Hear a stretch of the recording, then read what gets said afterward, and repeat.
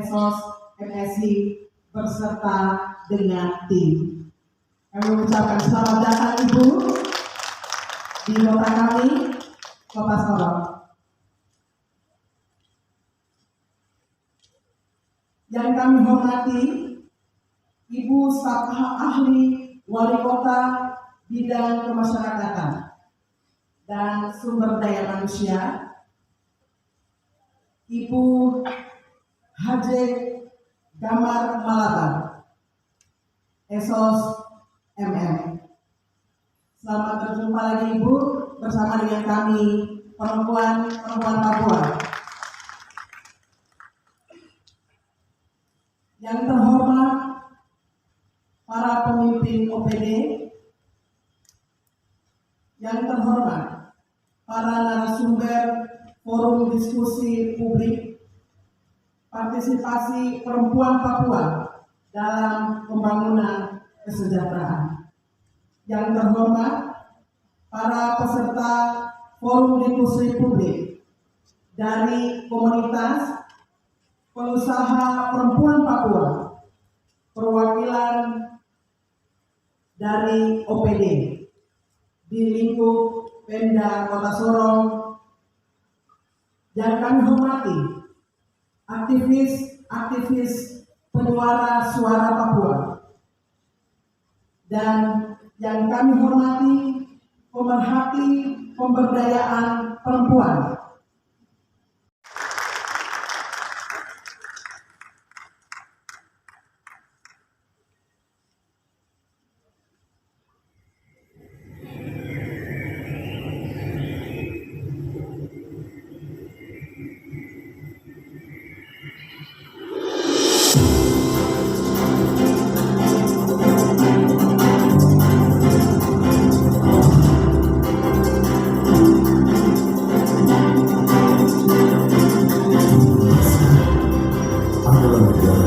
Terbesar di dunia, terdiri dari ribuan pulau. Salah satunya adalah Pulau Papua yang kaya dengan potensi alam dan potensi wisata.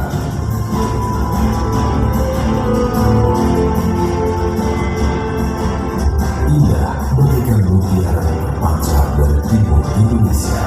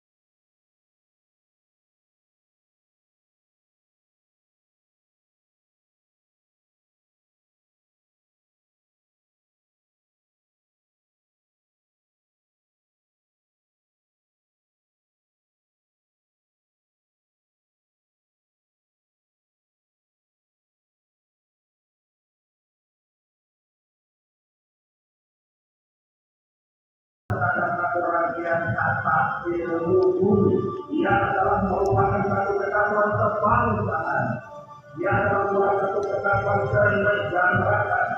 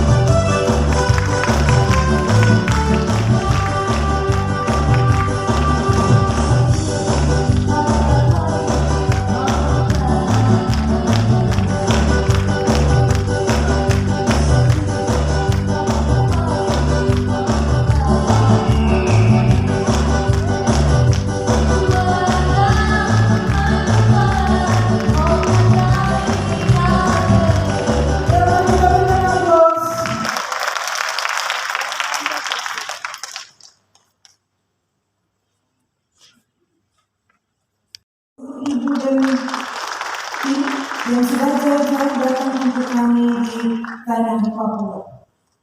Yang saya hormati Kepala Dinas Pemberdayaan Perempuan dan Perlindungan Anak, yang saya hormati Kabak Kesra, yang saya hormati pimpinan OPD atau yang mewakili, yang saya hormati para narasumber, yang saya cintai para peserta dan seluruh tamu undangan yang tidak dapat saya sebutkan satu persatu.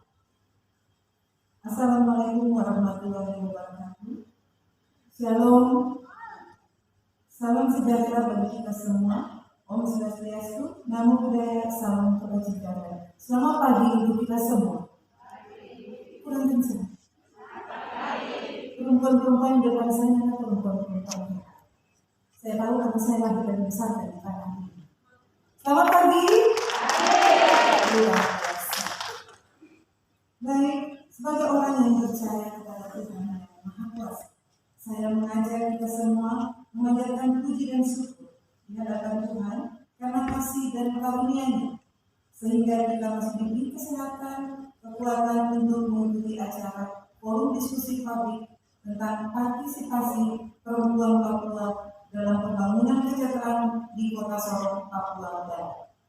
Bapak Ibu hadirin yang saya hormati, berbicara tentang perempuan tidak sedikit hasil kajian yang menyebutkan bahwa perempuan masih tergolong kelompok rentan yang sering mengalami berbagai masalah seperti kemiskinan, konflik, kekerasan, dan sebagainya.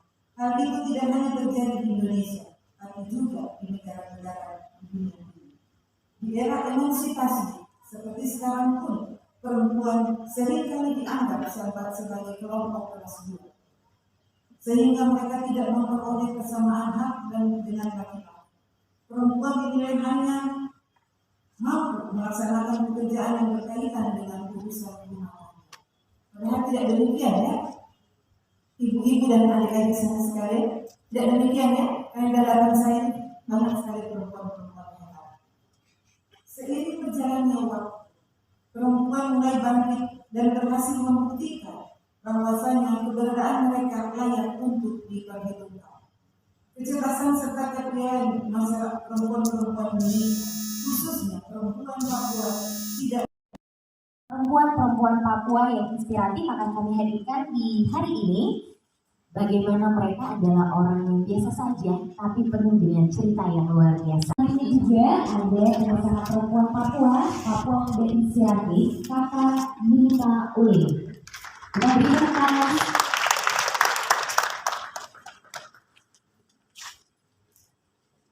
Selanjutnya juga ada asisten staf khusus Presiden Republik Indonesia, ada Kakak Ismail. Kalau menurut saya dari wajah-wajah yang senyuman mama-mama dan kakak-kakak di hadapan saya dan juga kakak-kakak dan mama yang hebat di samping kiri kanan saya, berarti kabar perempuan hari ini kita dalam keadaan sangat baik-baik. Karena ketika perempuan membantu perempuan, maka perempuan akan menang. Boleh dari sini saya bersuara. Yang di luar sana pasti ada yang baik, pasti ada yang mungkin hari ini bermuram mukanya atau berseri hatinya. Tapi saya sepakat kalau perempuan pasti akan Iya, assalamualaikum. Shalom. Saya hadir di sini sebagai perempuan Papua, perempuan yang baik, dan saya berharap semua yang hadir di hari ini juga baik, dan kita semua yang hadir di sini mau ada perubahan untuk menjadi perempuan Papua yang lebih baik. Terima kasih. Terima kasih para narasumber. Kita mulai dengan motivasi dan juga inspirasi ya dari sekian narasumber kita di hari ini. Dan mungkin pertanyaan pertama akan saya ajukan dulu kepada Ibu Eda. Ya, Ibu Eda selaku Kepala Dinas Pemberdayaan Perempuan dan Perlindungan Anak. Ibu Eda, ada tidak tantangan ketika menjadi Kepala Dinas Pemberdayaan Perempuan dan Perlindungan Anak? Iya, terima kasih. Saya adalah anak atau adik ya, Cikita, ya. Biasa dipanggil Ciki ya. Ya, terima kasih. Selamat pagi semuanya. Zoom tuh. Pertama-tama saya mau menyampaikan ucapan terima kasih untuk acara hari ini, Ibu Dian dan Pak Theo serta rombongan yang hadir bersama dengan kami para perempuan di Kota Sorong. Ya, mari kita beri tepuk tangan khusus untuk Kementerian Kominfo yang sudah memperhatikan kami sehingga hari ini ada sebuah dialog publik. Ini baik sekali untuk kami di Kota Sorong, untuk khusus kami para perempuan Papua. Kami bicara tentang kami dan kami berharap sini ada penguatan untuk kami para perempuan Papua untuk bergerak dan maju ke depan, menolong tanah ini menjadi Papua yang kuat dan luar biasa. Terima kasih. Saya kurang lebih baru 3 bulan bekerja sebagai Kepala Dinas Pemberdayaan Perempuan. Tantangan pasti ada,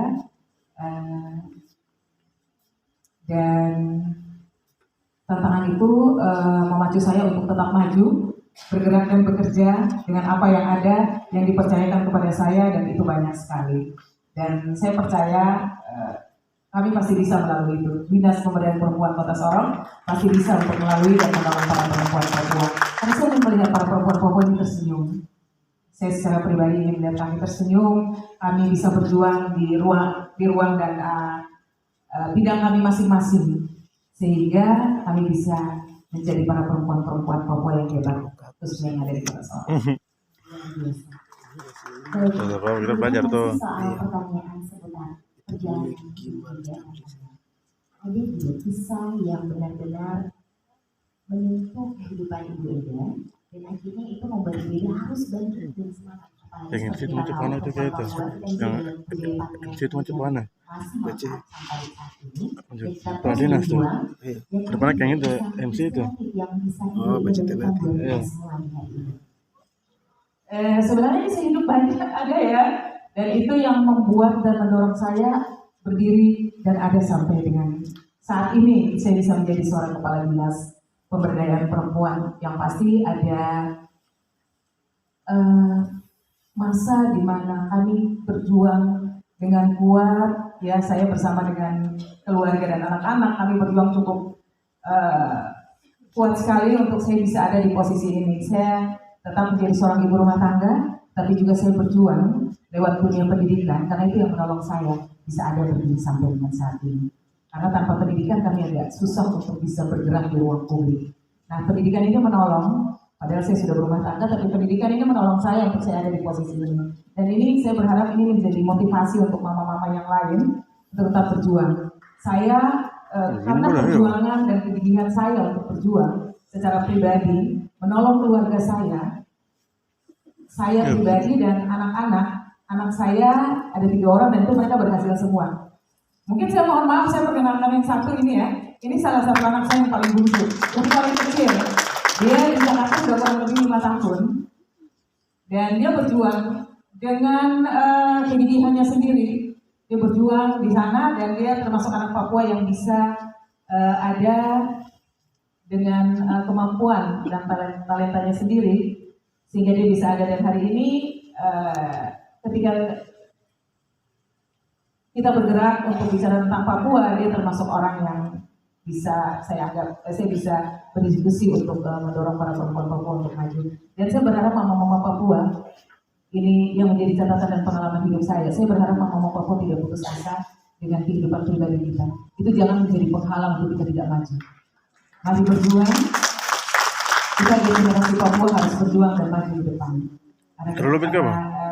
Dari seorang mama Papua, dari kerja keras seorang mama Papua, dari perjuangan seorang mama Papua akan menghasilkan anak-anak Papua yang kita pernah perempuan Papua menduduki jabatan tertinggi di negara ini ya, sebagai seorang menteri, Ibu Yohana Yusise. Dia Menteri Pemberdayaan Perempuan. Ini satu hal yang membanggakan. Terus hari ini ada seorang perempuan Papua, Ibu Vicky Suebu, menjadi duta besar luar biasa dan berkuasa penuh di Selandia Baru. Nah, pernah ada juga perempuan Papua yang menjadi wakil gubernur. Perempuan-perempuan Papua juga ada yang berkarir di politik, itu sudah ada di DPR RI. Di kementerian-kementerian perempuan Papua juga sudah banyak. Untuk tingkat nasional itu perempuan-perempuan Papua banyak juga anak-anak muda Papua yang terpacu untuk mengikuti kegiatan-kegiatan atau event-event yang tingkat nasional, dan itu sangat membantu. juga terlibat langsung dalam program-program pemberdayaan perempuan. Iya. Ini kalau tadi ibu-ibu, sekarang kita beralih ke anak muda. Ada 2 kakak muda. Ini kita mulai dari kakak Nani dulu, ya, sebelum ke kakak Nita. Yang pasti dengan teman-teman muda di seluruh tanah Papua yang tergabung di dalam gerakan Papua Muda Inspiratif, salah satunya kemudian kedua kita mencoba untuk membangun sebuah movement baru untuk generasi muda Papua bergerak di bidang ekonomi, karena ekonomi itu harus mengurus rakyat yang banyak. Jadi ketika ngomong, Bapak punya istri pertama, tugasnya mengurus rumah, terus yang satu di kebun, yang satu bawa hasil jualan dari kebun ke pasar. Jadi menurut mama yang satu ini, ketika Bapak menikah lagi, beban tugasnya dia sebagai seorang ibu, kepala suku itu berkurang. Jadi saya, oke, berarti materi ini belum bisa saya sampaikan. Karena materi yang kita bawa bahwa kalau ketika satu orang menikah lebih dari satu, maka perempuan-perempuan lain, istri-istri yang lain akan mengalami masalah. Ternyata dari cara mama itu menyampaikan berbeda juga, fenomena banget. Jadi mungkin ini perlu dikaji apa yang kemudian membuat beberapa mama di sana justru terbantukan ketika bapak-bapak di sana itu pengalaman, kita bicara tentang pengalaman. Jadi kalau bicara tentang aktivis, dulu saya sebagai seseorang juga yang bergerak di perempuan. Kemudian waktu kuliah yang tolak OSIS juga saya, kemudian yang tolak tentara juga saya. Jadi selama jadi mahasiswa dan menjadi aktivis sudah pernah hidup di jalanan dengan banyak pengalaman yang kemudian juga mengantarkan saya menuju ke proses-proses hidup ke depan. Dari Kepro 9 tahun kemudian ketika perusahaan, kalau teman-teman tahu di sini ada perusahaan British Petroleum, waktu perusahaan ini mau ekspansi ke Papua, kemudian saya diminta untuk kembali dan bekerja di perusahaan. Di perusahaan saya menjadi government relation dan community relation. Jadi bagaimana menjadi orang menjembatani antara pemerintah dan perusahaan. Tetapi posisi saya sebagai seorang karyawan perusahaan.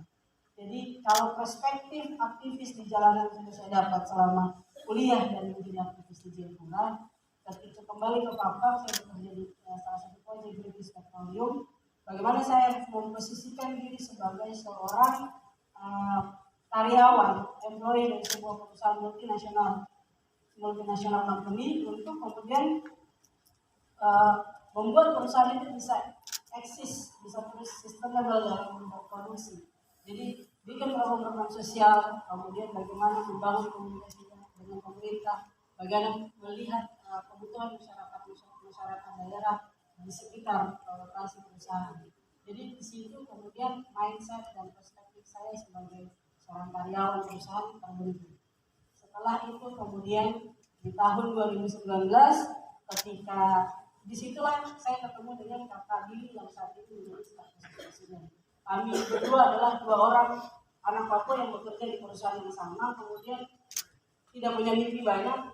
Kami bersepakat bahwa seharusnya kita berhenti dari perusahaan karena visi kita terlalu besar untuk membangun bangsa ini dan membangun Papua.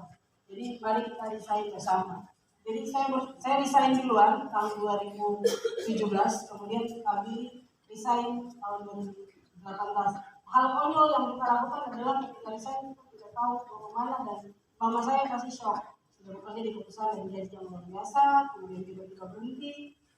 Nah, saya bikin kafe di Papua, sedangkan dan juga membuat yayasan Kalawai itu, Institut Toleransi dan Keberagaman itu, yang saat ini meneruskan yayasan kemisahnya. Nah, setelah itu ternyata 2019 Tuhan berkehendak lain, kami dipanggil, diajak Pak Presiden menjadi seorang staf khusus presiden, dan kemudian dia mengatakan saya, katanya kita sudah resign dan ternyata di waktu ini saya diajak Pak Presiden diminta menjadi seorang staf khusus presiden. Dapatkah kau membantu saya sebagai asisten saya sehingga mimpi kita untuk membangun Papua bisa kita bawa di meja yang lebih besar dengan cara yang berbeda.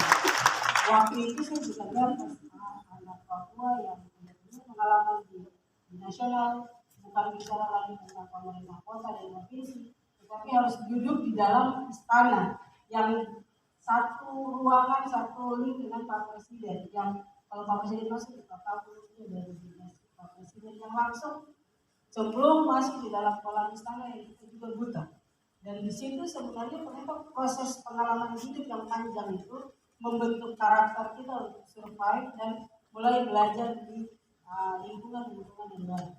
Dan itu semua pasti tidaklah mungkin dari seorang ibu kayak mama-mama yang kata-kata hidup yang dimana ketika dilahirkan kemudian diajari nilai, kemudian disentuhkan dengan pendidikan di dalam rumah sehingga kita duduk di dekat istana, di dekat pemerintahan, di dekat pengambil kebijakan tertinggi bahwa identitas kita, kemudian nilai-nilai yang diajarkan oleh mama terutama di dalam rumah itu menjadi fondasi yang sangat kuat sehingga kita bisa survive dan bisa kemudian sharing bersama dengan mama-mama dan kakak-kakak hari ini.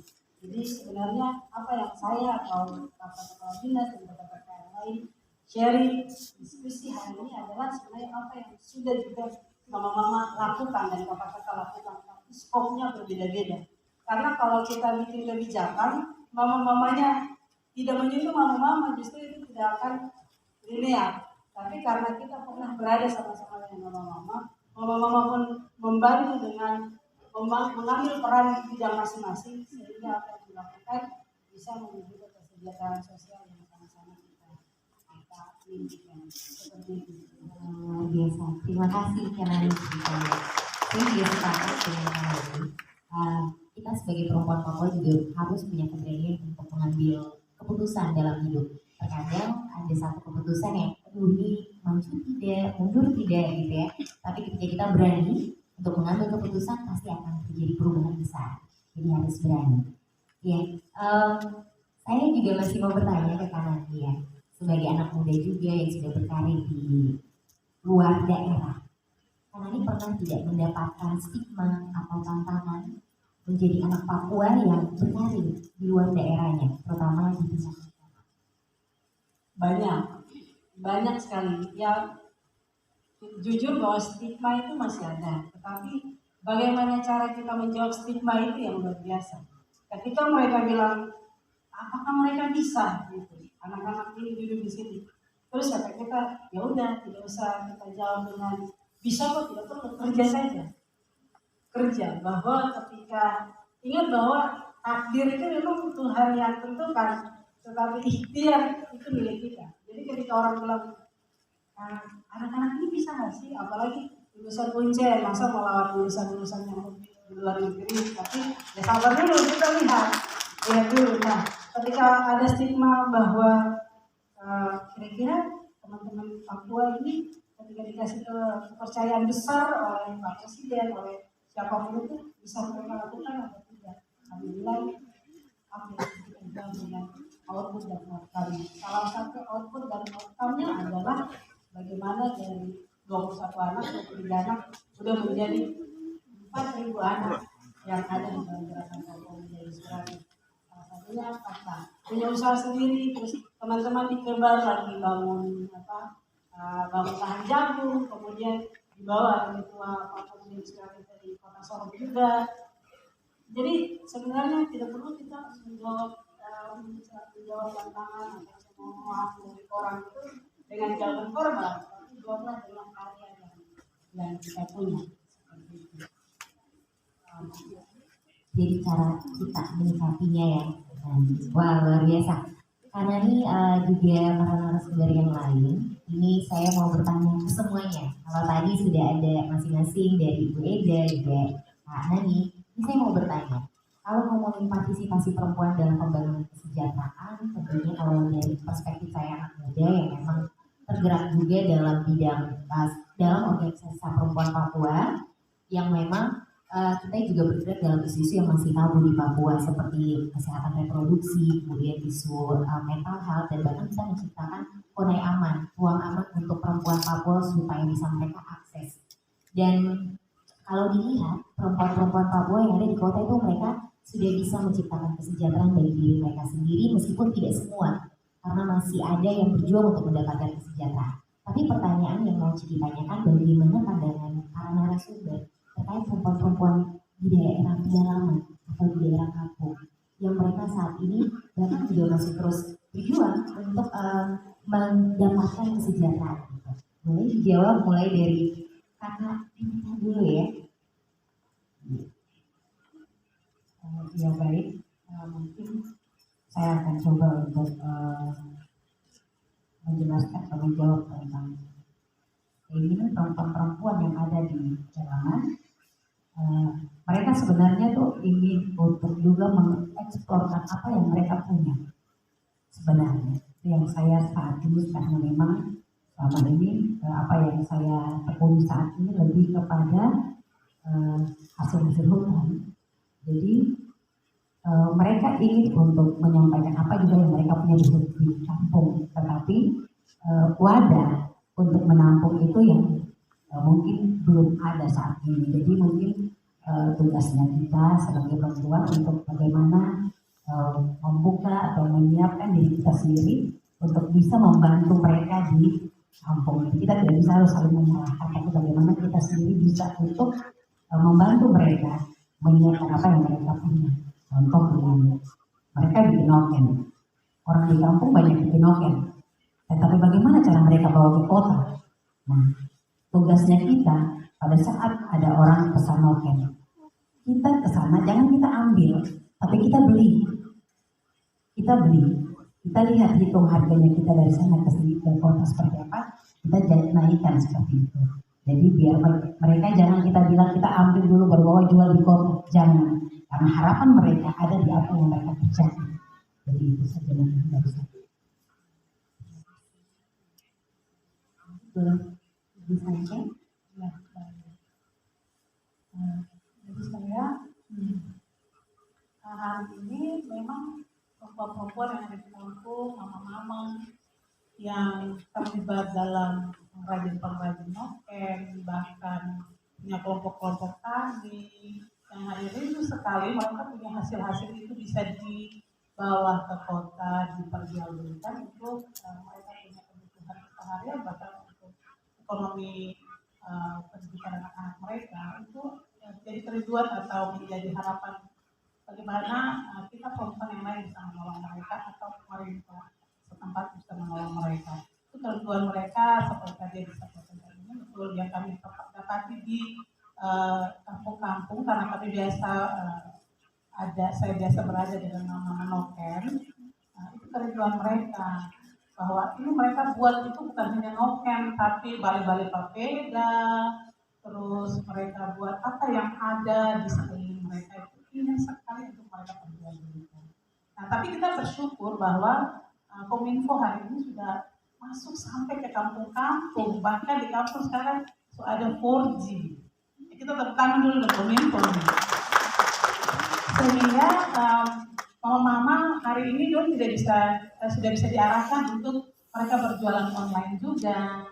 Mungkin mereka tidak bisa mengakses, tapi anak-anak mereka bisa menggunakan gadget yang ada untuk mengakses jualan-jualan mereka. Nah, mungkin kita yang sudah tahu bisa bersosialisasi lagi ke mereka di kampung-kampung, sehingga mereka bisa mempersiapkan apa yang bisa diperjualkan. Nah, hari-hari ini seperti saya pernah mengikut teman-teman pemuda inspiratif punya kegiatan dengan Kominfo, dengan Kementerian Perdagangan terkait bagaimana mereka bisa menjualkan apa yang ada pada masing-masing kita ya, apa itu industri rumahan kah, bikin keripik kah, bikin ikan abon kah, bikin kembang goyang dan sagu kah, nah, bisa diperjualkan beli lewat online. Nah, kita bersyukur bahwa sampai di kampung-kampung hari ini sudah ada 4G. Orang di kampung tidak menelpon menggunakan Telkomsel, tapi menggunakan video call WhatsApp. Dan itu sudah keren dan sangat maju sekali. Tapi itu menjadi ketakutan tersendiri waktu saya pergi bersama-sama dengan mahasiswa ke kampung-kampung. Kami ada pengabdian kepada masyarakat. Kami temukan bahwa ada ketakutan tersendiri orang-orang tua bahwa anak-anaknya menggunakan gadget tidak semesti atau seharusnya pada perkembangan mereka. Justru anak-anak suka membuka konten-konten yang tidak sesuai dengan usia. Sehingga itu menjadi ketakutan tersendiri bagi orang-orang tua mereka. Nah, itu pun juga menjadi tanggung jawab kita bersama untuk bagaimana caranya untuk menyampaikan apa yang menjadi batasan-batasan untuk anak-anak, orang dewasa, dan bahkan menjadi pembelajaran begitu. Karena gadget ini bukan hanya digunakan semaunya kita, tapi ada batasan-batasan tertentu. Sehingga kalau saya melihat bahwa memang di kampung mereka masih membutuhkan sekali arahan dari kita yang ada yang sudah punya pengalaman, yang hari ini mungkin punya yayasan-yayasan anak perempuan atau yang punya kumpulan-kumpulan. Bisa saja kita memberikan satu kegiatan-kegiatan lain yang bisa membangun masyarakat di kampung, menolong mereka dalam apa yang mereka punya, bisa diperjualbelikan atau bisa dikembangkan atau ada pengembangan kapasitas di kampung.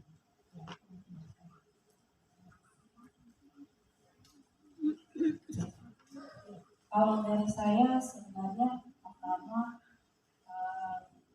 kita tidak bisa. Kata saya bahwa di kampung itu masalah perempuan di kampung itu juga bisa kemudian kita lihat dari perspektif kita sebelum kita datang dan melihat sebenarnya apa sih yang menjadi kebutuhan masyarakat di sana. Karena bisa jadi karya mereka. Mungkin suatu saat kita akan bikin kegiatan bahwa inilah kami para perempuan Papua. Kami mau jual ini, kita mau tunjukkan. Dan saya berharap saat Kominfo juga bisa hadir bersama dengan kami untuk mengekspos, menyampaikan sampai ke tingkat nasional bahwa ini ada kelompok mama-mama Papua yang luar biasa. Mungkin ada Kakak Yuyun dengan keripik sagunya, dengan teh dari kulit kayu, ya, dengan banyak yang nanti kita mau Kakak Yuyun kasih tahu apa yang bisa yang sudah dihasilkan oleh seorang muda yang inspiratif ini. Dan saya berharap kami perempuan Papua itu memang kalau kami mau berjuang, kami mau maju jangan setengah-setengah. Ayo mari maju. Ayo mari kalau saya mau di satu bidang itu harus tetap sampai berkembang dan bisa diterima. Sekarang kan ada Alfamart, ada Indomaret, tapi saja ini mau Papua punya ini belum ada yang masuk. Karena terkendala banyak hal. Tapi mungkin nanti ke depan lewat diskusi kita bisa cerita, kita bisa bicara apa yang menjadi kendala. Baik, mungkin itu saja Vicky dari saya. Terima kasih para narasumber. Ini penting sekali karena memang mendukung teman-teman di program-program dia adalah mereka bisa berkarir tidak hanya tidak puas, tapi juga mereka bisa di depan, bukan berarti mendiskriminasikan laki-laki, tapi mereka bisa mendapatkan hak dan kesempatan yang sama terhadap di dunia hari sendiri. Baik, kita masih semangat, ya? Ngomong masih semangat? Semangat, iya. Cocok saja. Oke, kita lanjut ke narasumber kita berikutnya. Ada Ibu Sanke, selaku dosen psikolog sekolah tinggi agama Kristen Sesor. Kayaknya Ciki boleh kakak dipanggil mama bisa? Atau ibu? Oh kakak. Baik, jadi kakak ya? Iya, kakak Sanke selaku dosen psikolog, bagaimana Kakak Sanke melihat peran perempuan dalam membangun kesejahteraan? Baik, saya sendiri sebenarnya sebagai pemerhati perempuan dan anak, khusus pada anak, di bidang PAPDM ada dua kelurahan yang kami tangani. Lalu di sana kami berhadapan selalu dengan anak-anak yang korban kekerasan, baik itu dalam rumah tangga, baik itu di lingkungan di mana dia tinggal. Jadi keseharian saya berhadapan dengan anak-anak ini dan juga dengan dari bagaimana untuk melihat bahwa kesejahteraan itu harus terbangun, saya melihat dari dasar anak-anak ini dulu. Sebenarnya kita bicara perempuan, tapi yang saya lihat adalah anak-anak. Bagi saya, anak itu dia lahir dari kandungan yang sama, yang ada di saya, dan dia lahir dari kandungan yang sama. Jadi itu menjadi tanggung jawab saya. Hari ini anak menghisap handphone, anak mencuri, anak jadi korban pelecehan dan lain sebagainya, itu menjadi tanggung jawab kami. Bukan itu tanggung jawab mama si A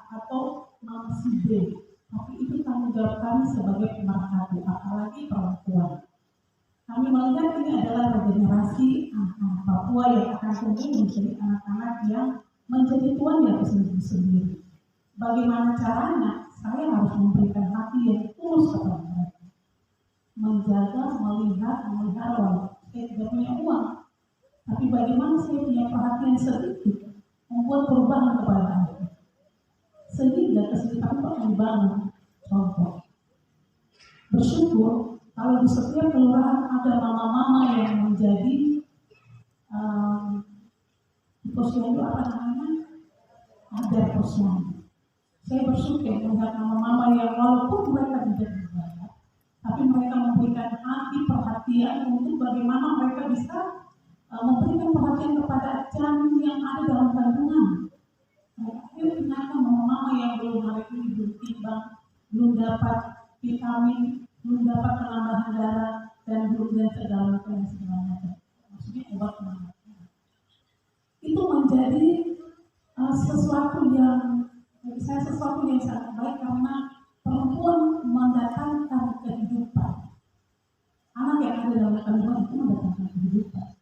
Sehingga jika anak itu dia sehat dari kandungan, dia akan keluar menjadi anak yang luar biasa dan sehat. Tapi kalau dia sudah tidak sehat dari kandungan, dia akan keluar menjadi anak yang kita bisa katakan gizi buruk. Akhirnya kita punya regenerasi berkurang. Nah, ini menjadi perhatian kita bersama. Jadi saya bersyukur ada mama-mama pendamping yang hari ini, mama-mama kader yang hari ini mereka bisa bersedia dengan hati yang tulus untuk bagaimana mendatangkan itu kesehatan bagi ibu dan anak sampai anak itu lahir, lalu sampai pada pertumbuhan anak itu mereka ikut dengan timbangan-timbangan dan sebagainya. Sehingga kita bisa mendapatkan bahwa bagaimana perempuan itu dia eksis. Eksis bahwa anak-anak saya sehat, ibu dan sehat, kita bisa bermain ceria bersama teman. Tapi kalau anaknya sehat, anaknya juga sakit, anaknya sakit, anaknya juga sakit, keluarganya juga sakit. Bagaimana dia mau sejahtera? Dia mau cari uang, dia mau jual pinang, dia mau jual noken, dia mau jual peladi, jadi cadangan tidak bisa terjadi. Karena tadi ada satu kesalahan yang telah terjadi dalam keluarga.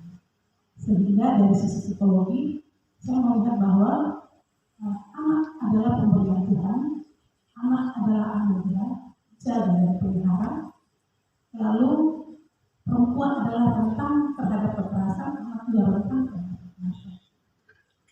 Sebagai perempuan yang lain, mari kita baku jaga, kita baku pelihara, kita baku lihat. Jangan baku kumpul baru baku cerita, itu tidak. Tapi baku lihat, baku jaga, baku mendukung, supaya ketika perempuan-perempuan Papua bersatu, anak-anaknya akan tumbuh sehat dan cerdas.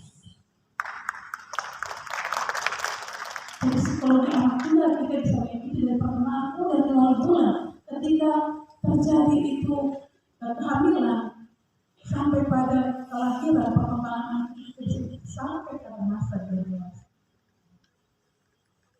Sehat sejahtera dan bahagia karena kita mengikuti dengan baik sesuai dengan aturan-aturan yang ada. Baik itu dari saya. Terima kasih teman-teman. Ya, saya juga sebagai pemerhati perempuan dan anak. Ini pertanyaannya lebih ke perjalanan hidup. Ada tidak satu momen akhirnya kita sampai melihat bahwa saya harus jadi pemerhati anak dan perempuan. Dan itu bisa dijadikan ceritanya untuk kita semua. Ya, baik. Saya memang dulu sekolahnya teologi, pendeta. S2 saya ambil psikologi pendidikan. Kenapa? Karena waktu saya ambil psikologi, saya bilang sama orang tua saya ingin punya yayasan anak khusus anak-anak Papua yang telah sekolah dan tidak diperhatikan. Itu menjadi tolak ukur saya bagaimana saya harus berdiri eksklusif. Nah, sampai hari ini saya punya kerinduan bahwa semua anak dia harus berdiri jadi tuan atas negeri sendiri. Itu satu kerinduan bagi saya.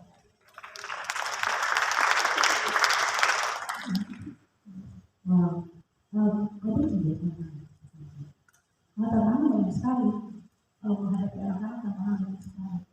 Yang kita butuh adalah kesabaran, dia tersenyum bersama anak-anak. Kalau marah-marah anak-anak itu terlalu berat. Tapi kalau kita setia saja, sabar dengan mereka, pasti kita bisa menemukan apa solusi untuk menghadapi masalah ini.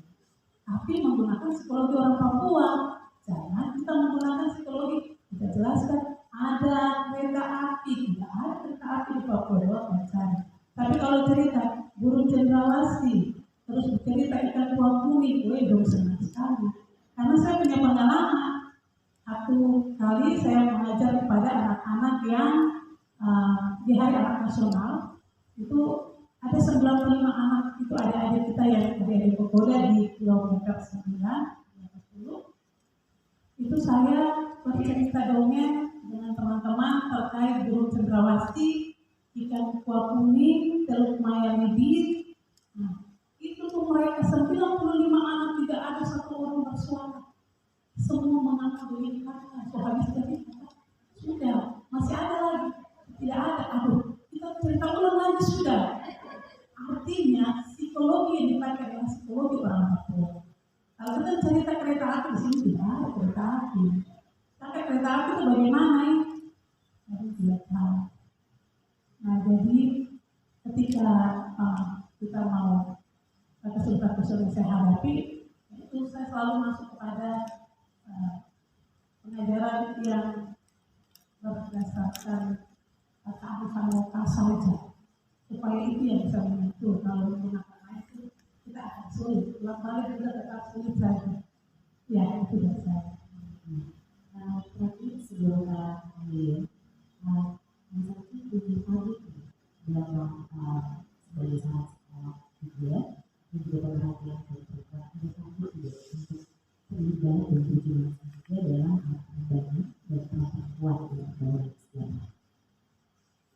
Ya saya punya target, memang hari ini saya mimpi punya yayasan.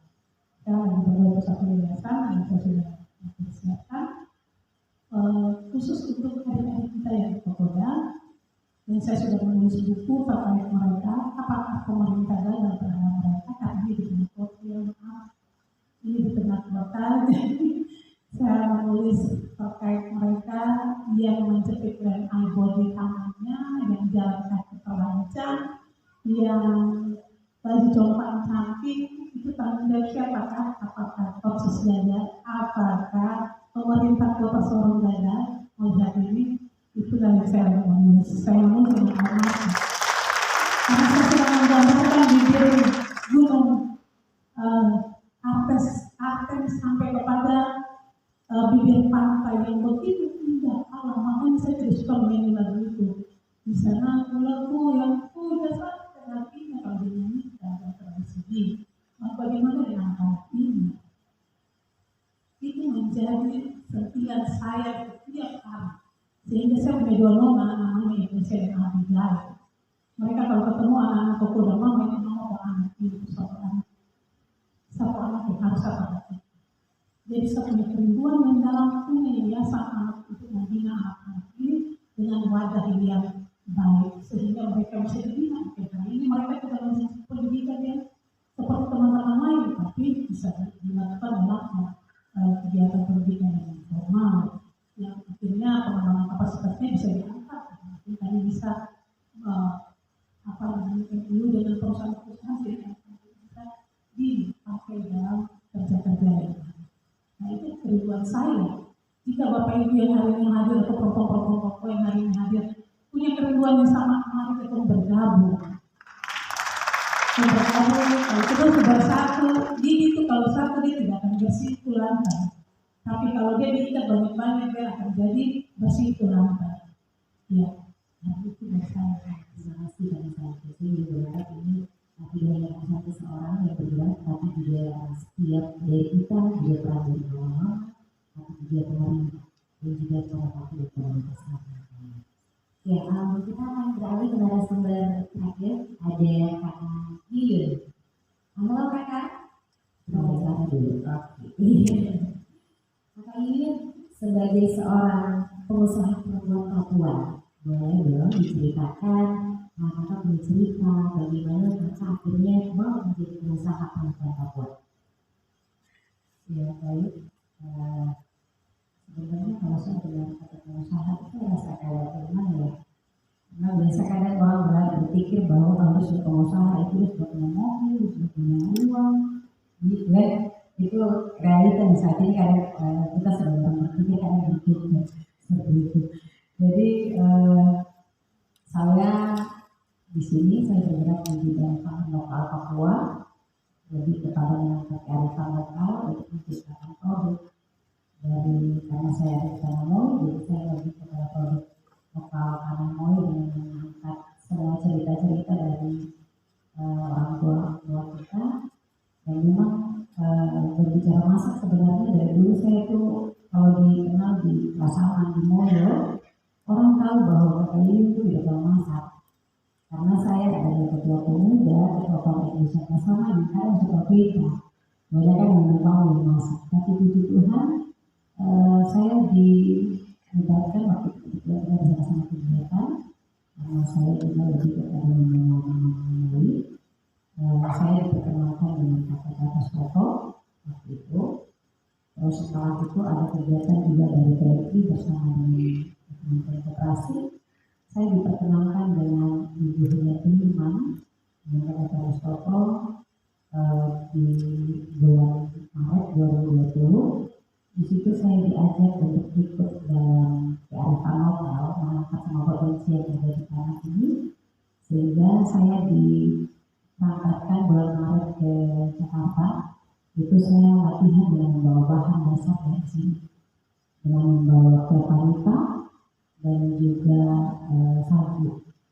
Di sana saya belajar yang saya menghasilkan adalah bumbu asin yang serta dengan garam, dan yang kedua yaitu kerupuk sapi. Ada juga beberapa yang saya belajar, yang saat ini saya tekuni yaitu bumbu asin dari pepanipa dan kerupuk sapi dengan berbahan dasar lokal.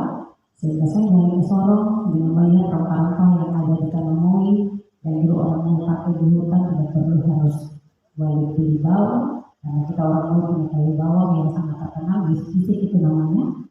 Di situ saya menjadikan rempah-rempah dalam semua produk saya. Jadi itu yang saat ini saya tekuni. Terima kasih Kakak Yuyun. Kakak Yuyun juga mama dari terima kasih ibu-ibu juga. Ya, jadi Kakak Yuyun saya sudah sangat kenal dan waktu itu saya balik dari Jakarta karena lagi ngikutin karantina online. Terus ada materi terakhir tentang makanan di dunia pariwisata. Terus saya bilang ini siapa itu bertanya terus. Akhirnya saya ingat Mama Yuyun kasih saya tip sagu. Terus saya ketemu sama chefnya di webnya. Terus saya bilang, chef, saya tidak mau bertanya kali ini. Tapi saya mau promosi saya punya Mama Papua, namanya Kakak Yuyun. Dia ini salah satu pengusaha muda yang membuat makanan pangan lokal. Ini namanya keripik sagu. Dan kalau chef datang ke Sorong, saya pasti jadi nanti saya bawakan keripik sagunya. Dan itu enak sekali Mama. Dan luar biasa Kakak Yuyun, terima kasih sudah terus berkontribusi.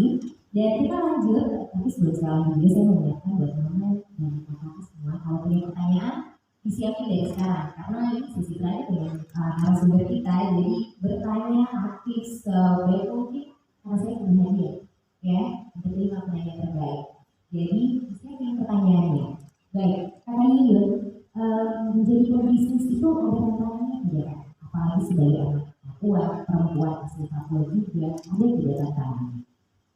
Ya, yang saya rasa tantangan sangat besar itu adalah menciptakan sesuatu yang tidak ada menjadi ada.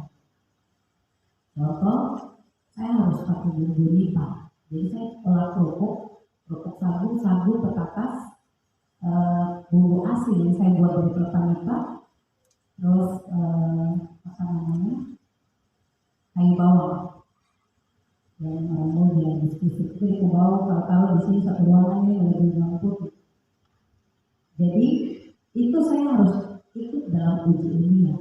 Itu yang sangat saya kalau saya ciptakan seperti biasa tinggal beli bawang, beli garam mungkin seperti biasa uji. Tapi saya punya proses setelah saya latihan 2 minggu di Jakarta. saya uji sendiri di rumah produksi saya di Emas, kebetulan karena bahan lebih banyak di Emas. Nah saat ini saya berbicara tentang evaluasi dari kabupaten dan kota sama saja. Jadi saya latihan di rumah produksi saya itu selama 1 tahun. Baru saya berani produksi, baru berani nego keluar karena saya harus kirim lagi ke saya punya saya punya pembina mentor saya yang yaitu Bu Helia Firman, Java Kultur, kita bisa searching di YouTube. Mereka harus rasa lagi ini rasa bagaimana, karena menciptakan produk harus tahu akarnya apa seperti itu. Jadi saya harus ke sana dulu, kirim lagi sampai ke sana, dorong harus rasa lagi. Oh iya, nanti ada dengan dorong punya nilai-nilai di situ, bahwa pas mereka sudah fix, akhirnya saya berani untuk keluarkan. Contoh juga saya punya garam lipa, saya misalnya waktu latihan itu sedikit, tapi sampai di sini saya latihan terus selama 1 tahun. Akhirnya dia punya gambar itu, kalau dilihat mungkin bisa lihat gambar yang ada tulisan putih itu garam yang bisa sama seperti garam kita pakai seperti biasa. Cuma memang bedanya dia di hasil labnya sudah keluar, dia tidak berlebihan dan memang itu sangat sehat. Makanya saya tidak bisa klaim untuk kata garam karena harus ke pengurusan lebih, tapi saya pakai bumbu asin. Jadi memang sulitnya di sini yang pertama, untuk harus uji lab untuk hal-hal yang tidak ada di bawah menjadi ada. Yang kedua, untuk mendapatkan perizinan dan lain-lain harus punya standar. Kalau berbicara standar untuk orang Papua ingin membuat usaha sendiri sampai masuk di yang besar, saya butuh produk sampai saat ini. Kemarin baru sampai di pendaftaran via online itu PIRT OSS. Saya baru punya PIRT untuk 4 produk, yaitu kerupuk 3 warna. Itu di dalam ada kertas ungu, kertas orange sama kalbi. Ada kerupuk sagu, ada teh moi. Yang memang saya bawa dari kulit kayu moi yang dulu waktu mau pakai kalau busuk tinggal tokok sagu saja bawa gula dari kota sampai di kali di dalam hutan bukan saja minum sehat. Terus saya berikut sama bumbu asin itu, yaitu uji kelihatannya sudah keluar, tetapi ada prosedurnya lagi bahwa saya harus melengkapi perlengkapan yang ada di sini. Sehingga hari ini sebentar setelah dari sini saya akan ke TPS Kabupaten Sorong untuk menyesuaikan PIRT saya, dan juga rencana hari Kamis besok dinas kesehatan akan turut memeriksakan rumah produksi saya apakah layak atau tidak. Tetapi saya berharap setelah itu semua selesai, setelah saya mampu untuk mengeluarkan ini, saya akan menyuarakan kepada orang Papua untuk ini loh caranya seperti ini. Seperti itu Nah, kali ini terakhir sebelum nanti saya mau tanya dulu kalian bagaimana peran pemuda, terutama perempuan Papua, mungkin terus berkontribusi dan ingin kolaborasi dengan kalian. Iya, baik. Kebetulan itu ada beberapa anak muda yang saya ajar. Saya memang belum bisa memastikan untuk harus menggaji karena saya belum menghasilkan. Ini saya berani berbicara ya. Jadi di sini saya mengajarkan mereka untuk mereka berlatihan. Selain saya bawa ke produksi, tetapi karena saya adalah ketua Komite Riset Rasaman, karena saya pernah punya jadwal pimpin ibadah, saya menggantikan proses khotbah saya dengan cara melatih anak-anak muda untuk bisa menciptakan produk. Akhirnya kemarin mereka sempat menciptakan produk chips tadi, itu chips Jack namanya, chips Jimat Kap Indonesia Pasaman. Cuma memang mengubah mindset berpikir anak-anak mudanya agak repot, bukan repot tapi kita perlahan. Jadi tidak bisa kita merubah dengan langsung seperti ini, tetapi dengan pelan. Tetapi anak-anak yang saya bawa didik di rumah produksi, saya kasih latihan. Nah, contohnya seperti hari ini kita keluarkan 200 produk atau 300 produk. Mereka punya fee ada di 200 atau 200 produk itu. Setelah itu, kalau mereka punya fee itu, contoh begini, karena memang berbicara kepada kemasan banyak pemuda belum punya. Saya berikan jawaban kepada mereka juga. Contoh mari kita latihan dengan menggunakan produk saya. Contoh bahannya kita buat kerupuk sagu. Nah itu semuanya saya. Cuma kemasannya dipakai saya. Dana yang saya kasih ke mereka, mereka bisa olah pakai produk saya. Jadi Sinagi Papua, brand saya adalah Sinagi Papua, Sinagi di bahasa Papua adalah kasih. Papua adalah berbicara tentang tanah Papua. Jadi dari mereka pakai untuk masuk di produk. Contoh mereka sendiri bisa keluarkan sekitar 300 produk. Nah, fee-nya mungkin mereka kasih saya kakak ini 30 produk untuk kakak jual. Sisanya itu punya mereka. Jadi seperti itu. Kita beri biaya untuk di rumah produksi. Luar biasa. Aku lihat semoga bisa untuk mama lagi ya, kayak Iya, mungkin kalau mau mama itu kebetulan saya punya ini saya berusaha untuk contoh. Saya punya kerupuk sagu kolaborasi sama petata sama padi. Berarti saya butuh petata sama padi. Yang saya cari adalah mama-mama Papua. Kenapa? Karena berbicara tentang sehatnya makanan. Kembali kepada sehatnya makanan. Saya harus sampai di perbatasan di Batu Kayu untuk cari karena kita tahu kita menjaga tentang sehatnya makanan. Karena mereka tidak pakai pupuk kimia. Terus yang berikut berbicara tentang dalam produk itu dalam kerupuk itu saya juga pakai buah merah. Buah merah saya pakai dalam saya punya produk.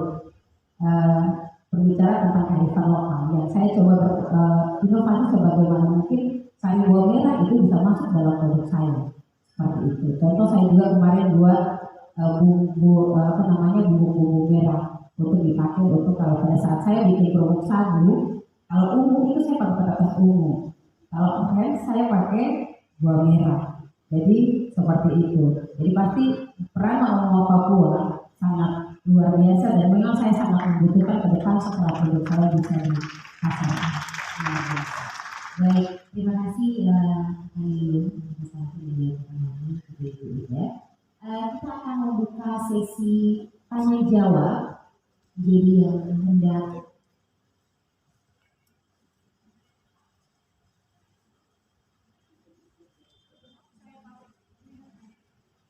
terima kasih Ustaz Ali.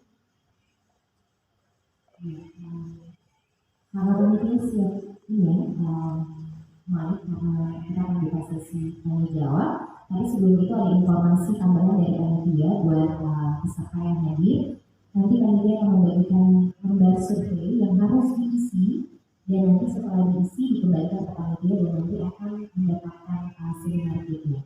Jadi diharapkan peserta Berarti dengan itu, tapi makannya itu cuma tempe yang mereka buat sendiri. Itu kalau mereka keinginan itu kalau mereka punya hidup. Jadi so people ini bilang, aduh ya kita di Papua nih, mau makan nih gak bisa hanya tempe saja. Ya kan ke rumah merokok samping lagi, kita harus nasi kan lengkap. Terus kalau bisa itu untuk mama Papua mau usaha. Itu kadang itu apa yang mereka keluarkan itu lebih besar dari apa yang mereka hasilkan. Misalnya pergi ke pasar itu jual sayur mungkin cuma laku seberapa, tapi pulang perginya naik ojek. Jadi itu yang harus kita ubah juga toh. Harus kalau mau berjualan harus ada untung supaya bisa kasih sekolah anak kan, kita bisa beli televisi juga kayak orang lain, kalau beli emas kan, gitu. Kenapa ya? Kenapa mereka bisa, kalau kita tidak bisa? Apa ya? Buat kita sampai punya pemikiran itu hanya begitu, dapat aja sih. Kalau lain bisa naik itu, bisa naik ke angkasa, kalau kita tidak bisa. Kita makan semua sama. Ya baik, mungkin itu saja. terima kasih Kakak ini. Mungkin kita langsung menjawab kali ya. Mungkin saya bisa tambahkan sedikit. Jadi dulu suami saya itu kerjanya kan di Timika, jadi saya sebab itu ke sana. Jadi saya biasa lihat, kalau orang-orang Papua ini, khususnya 7 suku yang ada di sana itu kan mereka biasa dapat apa itu dari perusahaan itu, dan persen dari perusahaan keuntungan itu kita kan bagi. Jadi mereka itu dibangun rumah yang besar yang bagus, mereka tinggal. Ada nanti rumah itu, jadi jual itu sewa, jual itu apa aja baru mereka mau. Karena dikumpul di belakang rumah itu. Terus kadang mama-mama itu baru kadang lagi pergi jualan, tidak pergi ke sekolah. Karena kalau dilihat ini perusahaan besar. Itu sama. Jadi kalau menurut saya tuh, kalau dari pemerintah, jangan kasih uang. Kita tuh dinabobokan. Kita dinabobokan dengan uang. Karena uang itu nanti kita pakai belanja barang lain. Sebaiknya tuh kasih bantuan buat kita. Itu alat yang kita pakai atau kasih kita pendidikan, pengetahuan supaya kita saya jual tidak habis. Nah, sama seperti macam kita pergi jual pisang di pasar, kalau kita beli pisang goreng lagi. Ini kan dari kebetulan kita. Baik, terima kasih. Itu mau dijawab dari yang motivasi untuk anak Papua ada berubah harusnya tinggi. Mungkin saya rasa mama, jadi ketika pulang seperti itu, ya saya memang ya ada apa ya, dalam pikiran kita orang tua ini, orang tua yang di Papua itu kalau mau tidak jadi PNS itu kan tidak berhasil gitu. Padahal sebenarnya banyak bidang kerja di luar sana itu yang menjanjikan dan membuat anak kita bisa berhasil. Ya. Salah satunya ini mungkin yang pasti saya tahu itu perusahaan itu pasti jadinya besar ya di perusahaan. Tapi dia ambil keputusan, ya. Dan saya pikir kita harus bisa ya anak-anak muda, perempuan Papua atau laki-laki Papua, kita harus bisa menunjukkan kepada orang tua kita bahwa sebenarnya pendapat itu salah. Ya, itu kembali ke kita. Kita masing-masing bisa menunjukkan bagaimana pengambilan keputusan yang baik untuk merubah hidup kita. Gitu. Jadi ASN, saya pikir kita semua yang ASN ini pasti tahu bagaimana kami bekerja di ASN ini ya. Jadi ASN itu bukan menjadi satu pilihan. Anak-anak saya dari 3 orang, yang 2 memilih tidak berkarir sebagai ASN. Yang 1 yang dokter saja, yang nomor 1 dia kemarin tes jadi dia tembus jadi ASN. Kalau tidak mungkin dia juga, kalau dia bukan dokter mungkin dia tidak jadi ASN. Tapi yang nomor 2 sama yang nomor 3 itu mereka memilih dunianya mereka sendiri. Dan saya berikan kebebasan itu kepada mereka. Tidak harus menjadi seorang ASN. Dan mungkin ini kembali ke pribadi. Dan mama-mama mungkin ini dengan tidak harus menjadi seorang pegawai negeri sipil ya, untuk melihat anak kita berhasil. Masih banyak dunia kerja yang lain yang bisa menjanjikan buat anak-anak kita. Mungkin itu sedikit saja dari saya sebagai mama, perwakilan dari mama. Mungkin ini dari yang muda-muda ini. Rekan Mati silakan. Baik, terima kasih ya Kak Emi. Nanti yang bagian psikologis itu dijelaskan sama Kak dosen, biar jelas. Tapi kalau dari saya yang punya pengalaman yang hampir mirip, sebenarnya kasihan. Kita ngomong-ngomong dengan beberapa yang punya perspektif yang mampu, memang orang melihat ketika anak-anaknya menggunakan seragam pegawai negeri itu sebuah kebanggaan. Di strata sosial itu terlihat kayak ada tinggi strata sosial ketika orang tua kita yang memang hidup di zaman yang berbeda dengan kita melihat orang yang dari pegawai negeri, dari coklat, dari keki, apalagi kalau kemudian pagi makan lewat kampung, pergi di kantor itu satu pandangan yang membuat orang tua kita bermimpi dan berhayal bahwa anak saya harus seperti itu. Jadi memang di masa orang tua kita dulu, kalau kita menjadi PNS itu belum bangga sama, orang tidak tahu bahwa ternyata dari PNS itu kecil. Iya kan, dari coba tanya berapa kamu di PNS, kamu kecil berapa? Lu kecil itu kasih mampir berapa di rumah. Kalau kita punya usaha sendiri. Jadi kalau pengalaman itu saya juga bahkan waktu keluar dari perusahaan kan hampir keluarga yang ada di Papua bilang bodoh saya bekerja di perusahaan gaji besar loh. Keluar bikin kafe terus ini layani orang di dalam kafe. Itu kan keputusan yang bodoh menurut orang. Padahal menurut saya kalau saya punya kafe sendiri bisa jadi pengusaha. Saya berusaha hidup dari orang yang mati. Saya waktu itu tidak mau saya tidak mau saya untuk lebih banyak itu saya tahu. Dan kalau saya kerja di perusahaan maka saya harus ikut dan patuh kepada seluruh aturan yang ada di perusahaan. Bahkan juga saya sedang bicara bisik-bisik di kampung, di kampung, bapak-bapak aja dengan betul, masih itu aja. Sebentar nanti dia kan ada dapat yang besar, jadi kamu dia, kamu yang pergi lalu. Itu kan satu masalah tersendiri berkait harus mampu berusaha, tunduk dan patuh. Sementara saya yang berusaha, kamu mau berusaha hidup. Nah itu belum cukup ada di sebagian itu orang tua di kampung itu masih melihat PNS itu sebagai suatu pekerjaan yang memiliki status sosial dan membanggakan negara.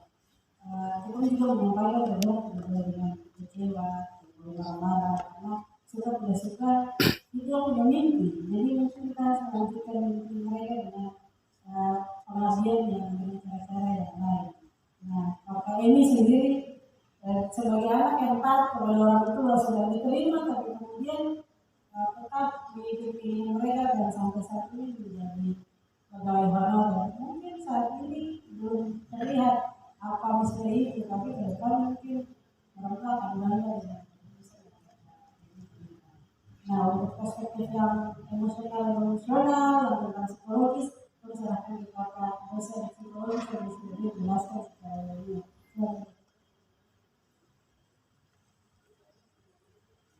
Oke, baik sebelum saya kasih ke Kak Santi, mungkin saya berbagi saja dengan tadi. Kebetulan saya saat ini menjabat sebagai PNS Kabupaten Sorong. Saya punya cerita yang sama. Saya juga selesai kuliah di Jayapura. Dari kesini saya sempat masuk di RRI. Walaupun waktu itu hanya freelance acara. Yang sampai saya harus dipesan di orang tua tuh bilang bahwa satu kali siaran di 1 bulan terima 500.000. Padahal program yang saya terima tuh hanya 150.000. Betul kata Ibu? Iya. Saya dulu pandu acara dengan Yogi Funatato, Kak Oki, Bertina, itu saya juga. Jadi pada saat itu saya harus tipu, saya punya mama dan bapak karena dokter itu misalnya tiap hari pulang balik, dari Moyo ke RRI dapat berapa? Nah, tapi karena keinginan saya untuk belajar, itu sedikit apa-apa. Yang penting ada sesuatu buat saya. Setelah itu 2009 saya pergi ikut tes Parawi bersama Rinda waktu itu. Saya itu sudah melengkapi berkas, tapi karena kita masih di Samarinda, akhirnya orang tua kasih masuk berkas. Lewat kebetulan ada saudara perempuan, pengadilan pidana kasih masuk berkas. Ke sana sampai tunggu hari itu tiba besoknya tes. Karena ikut orang tua punya mau, saya harus tes. Akhirnya saya punya pertama proposal mau dikasih masuk ke RRI. Pada saat nama saya keluar, saya juga mau dipanggil di RRI. Akhirnya saya pilih PNS untuk menyenangkan hati orang tua.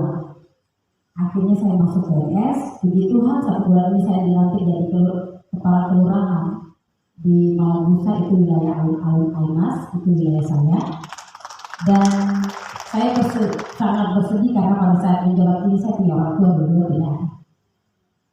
Saya harus kehilangan di tahun 2020 setelah saya juga aktif dimulai ambil produk saya ini itu waktu yang sama karena saya harus turun dari Jakarta setelah pelatihan 2 minggu.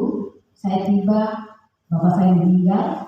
Setelah bulan berikut adik saya meninggal. Setelah bulan berikut lagi mama saya meninggal. Itu memacu saya untuk kalau selama ini kita mengharap orang tua, mari kita yang tentukan punya diri. Sekarang yang mengubah kita adalah kita sendiri. Jangan orang lihat orang di sekitar kita. Kalau kau tidak bisa ubah punya diri, jangan harap kau maju. Gitu. Kita kadang nanti akan berpikir harus saya bergerak atau uang bagaimana. Yang penting kau setia, taat dan kerjakan apa yang kau mau pilih untuk kerja. Itu mungkin pesan saya saja. Terima kasih. Ya, baik. Ini kalau dulu pepatah bilang di ujung rotan itu ada emas.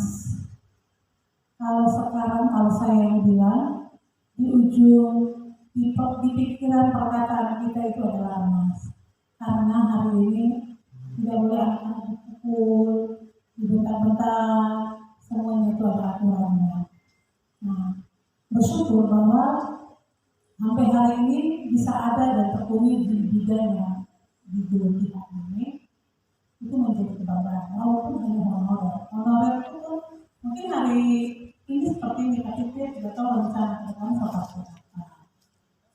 terdiri atas diri sendiri mengambil keputusan yang baik untuk diri sendiri itu menjadi bijaksana ketika kita mau mendengar kata orang tua juga itu tidak salah. Orang tua itu Tuhan kedua di dunia, itu tidak salah. Tapi bagaimana bisa mengkomunikasikan dengan baik? Jadi komunikasi itu baik sekali, tapi komunikasikan dengan baik. Rinduan saya seperti ini. Kalau dikomunikasikan ke cowok itu sudah kalau begitu kita masuk ke sana bisa bentuk penerimaan. Tapi kalau tidak dikomunikasikan hanya ya sudah, bapak perintah, mama perintah itu saja sudah. Karena tadi saya bilang orang tua di ujung kota ada emas. Betul, tidak salah bagi orang tua banyak kali pejabat-pejabat karena dulu dong mengikuti apa yang mereka perintah. Mereka ditolak. Lalu kita juga sebagai manusia, sebagai anak, kadang kita takut menjadi murtad terhadap orang tua. Nah, itu juga menjadi ancaman tersendiri bagi kita. Yang terbaik adalah bagaimana kita mengkomunikasikan itu dengan baik.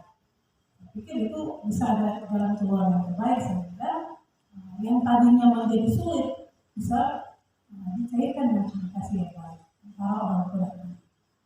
Karena terhadap orang tua yang jahat melebihi kapasitas tidak. Karena yang terbaik itulah yang orang tua pikirkan, tapi belum tentu yang anak pikirkan. Kembalikan lagi kepada komunikasi. Ya, itu saya rasa. Terima kasih narasumber semoga menjawab pertanyaan ini. Baik, kita akan lanjut lagi ke pertanyaan berikutnya. Baik, tapi sebelum itu saya mau kasih hadiah ini. Kalau panitia boleh dibawa hadiahnya ke depan supaya semakin semangat untuk bertanya saja ini kakak-kakak dan juga ibu-ibu.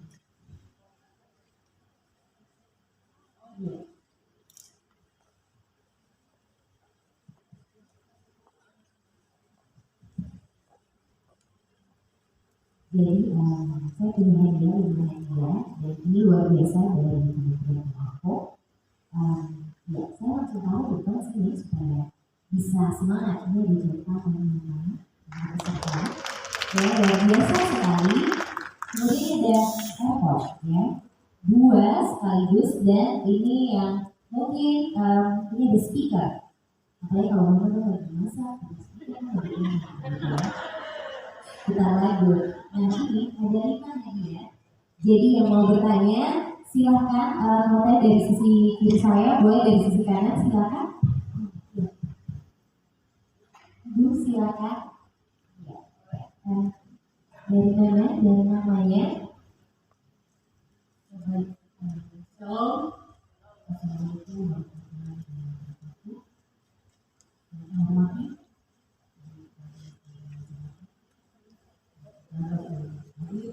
Seluruh peserta saya Ibu Yusuf dari Dinas Pemberdayaan Masyarakat Lampung. Mohon maaf bicara masalah perempuan Papua ini bakal yang gampang untuk mengakomodir perempuan Papua. Kalau bukan kita, siapa lagi? Saya bangga ketika saya ada kegiatan lain, saya hanya pas masuk pada penjelasan dari keempat narasumber. Kalau bukan saya punya saudara-saudara di depan dengan keahlian yang ada, kemampuan potensi yang ada, mari ini waktu yang terbaik untuk kita lakukan. Ibu Kadis, ini saran saya.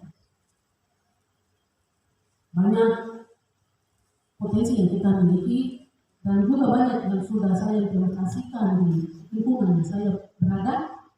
Ada beberapa tempat yang saya sudah lakukan terkait dengan Mama Papua.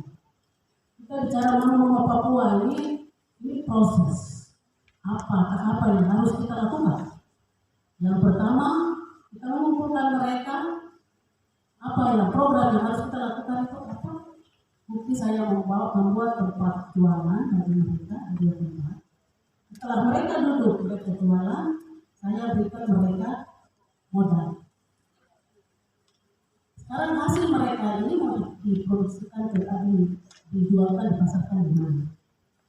Kemarin siang satu kalau saya berpikir, 2 bulan terakhir kami dari Dinas Pemberdayaan Masyarakat, mungkin ada peserta yang ada di sini, ada 2 bantuan yang diberikan oleh pemerintah, yaitu bantuan tunai pada mama-mama Papua, bantuan Pina, pengecer. Kemudian yang berikut, kegiatan yang berikut ada kemarin izin kata ibu saya dan perempuan dengan sumber sekali, diberikan bantuan peralatan tadi ibu sampaikan. Pikiran saya itu gini, apa yang tadi disampaikan?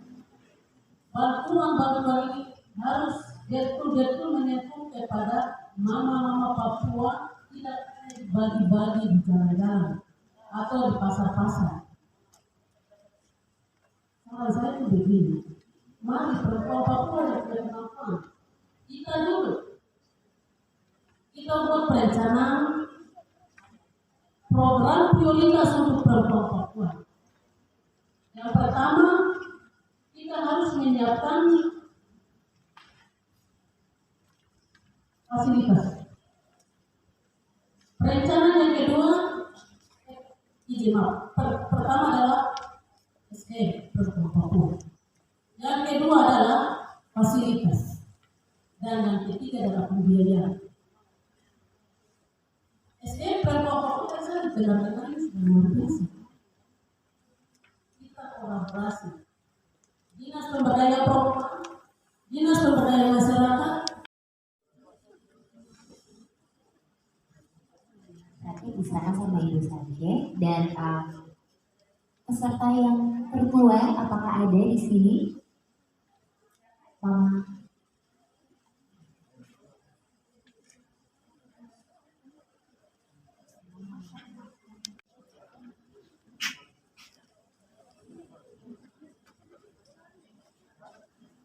Ada di bagian ini, ada di bagian pendidikan. Iya, dia di bidang kemarin dia terpilih sebagai sekretaris Papua Muda. Tapi ini dia kan narasumber dan juga penerima hadiah. Terima kasih. Udah badan lembaga tuh seterusnya.